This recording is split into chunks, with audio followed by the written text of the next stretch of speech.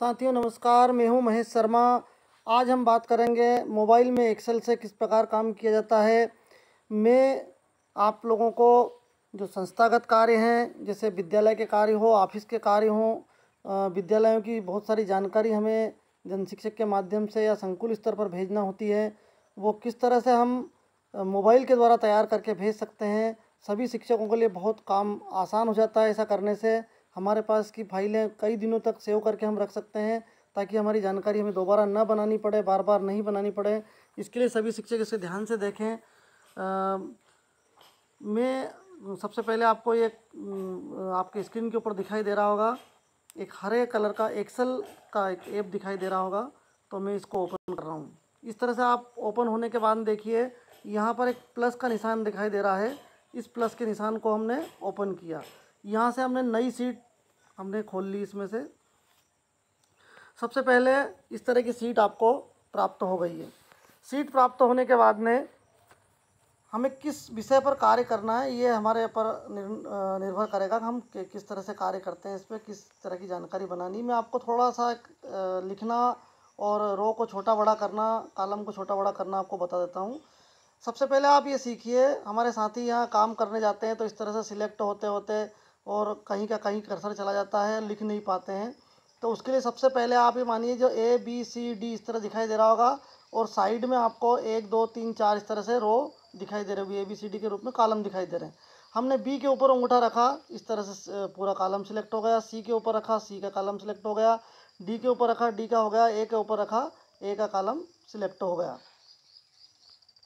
इस तरह से आप जो सिलेक्ट किए हुए कॉलम को छोटा और बड़ा कैसे करते हैं, उसके लिए हम आपको जो दो सफ़ेद पट्टियाँ दिखाई दे रही इस हरे कलर में, उस जगह पर आप पकड़ के इस तरह से कॉलम को छोटा और बड़ा करना सीखें। सबसे पहले बेसिक काम आपका ये होगा। इस तरह से किया आपने, इस तरह से बड़ा कर दिया, इसको छोटा कर दिया, इसको बड़ा कर दिया, जिस तरह से आप चाहें। सबसे पहले आपकी प्रैक्टिस ये होनी चाहिए।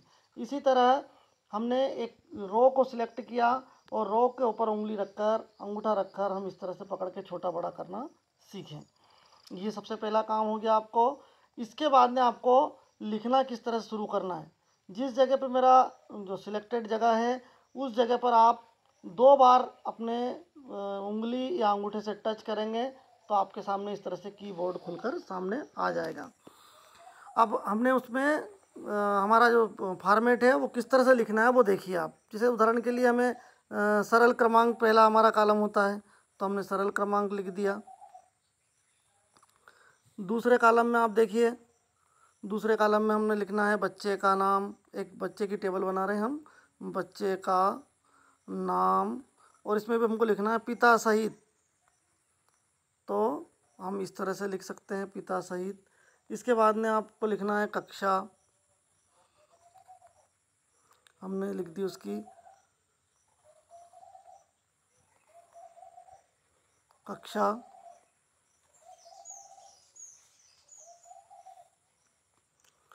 अगला कॉलम हमने बनाना है, हमने बना दिया है। सब जन्म तिथि लिखना है हमको बच्चे की, ये जन्म तिथि लिख दी हमने।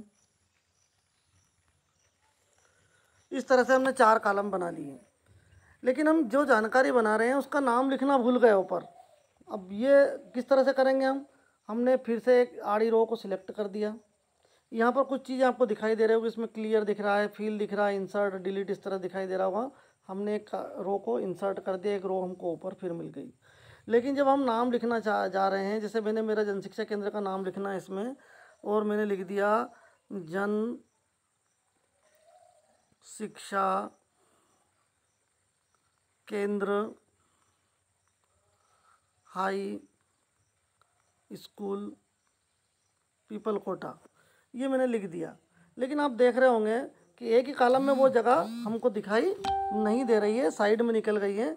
तो अब इस तरह से हम इन चीज़ों को लाने के लिए क्या करेंगे, सबसे पहले हम इस तरह से जो 4 कॉलम हमारे हैं इनको यहाँ से लेंगे, यहाँ सेटिंग पे जाएंगे और यहाँ पर मर्ज एंड सेंटर का कॉलम दिखाया, हमने मर्ज कर दिया। अब हमारा जो मेन टॉपिक है, जो संस्था का नाम हमने लिखा या केंद्र का नाम लिखा है, वो थोड़ा सा बड़ा दिखाई देना चाहिए। फिर हम सेटिंग में जाएंगे, यहाँ 11 लिखा हुआ दिख रहा है, इस जगह से हम फ़ॉन्ट को बड़ा करना छोटा करने की सेटिंग है यहाँ पर। ये हमने 20 पे कर दिया, बड़ा हो गया। बोल्ड कर देंगे और थोड़ा सा मोटा दिखाई देने लगा है हमको। अब यहाँ आप देख रहे होंगे सरल क्रमांक हमने डाला है, वो सरल और क्रम दिखाई दे रहा है, लेकिन पूरा पूरा उसको हमको दिखाना है। तो हम क्या करेंगे, इन चीज़ों को यहाँ पर सिलेक्ट कर दीजिए आप। इसके बाद में वही सेटिंग में जाइए और मर्ज एंड सेंटर के नीचे रैप टेक्स्ट दिखाई दे रहा है। हम रैप टेक्स्ट करते से ही हमको इस तरह से अक्षर ऊपर नीचे हो जाते हैं और एक ही कॉलम में सारे अक्षर हमको दिखाई देने लगते हैं। अब इन अक्षरों को भी हमको छोटा बड़ा करना है। ये 11 की जगह हम फिर गए, हमको और छोटे करने हैं, छोटा कर दिया। इनको और बड़ा करना है, इस तरह से और बड़े कर दीजिए आप। ज़्यादा बड़े हो गए, थोड़ा सा और छोटा कर दीजिए आप, बोल्ड कर दीजिए। इस तरह से आपकी यह एक सारणी हमने तैयार कर दी है।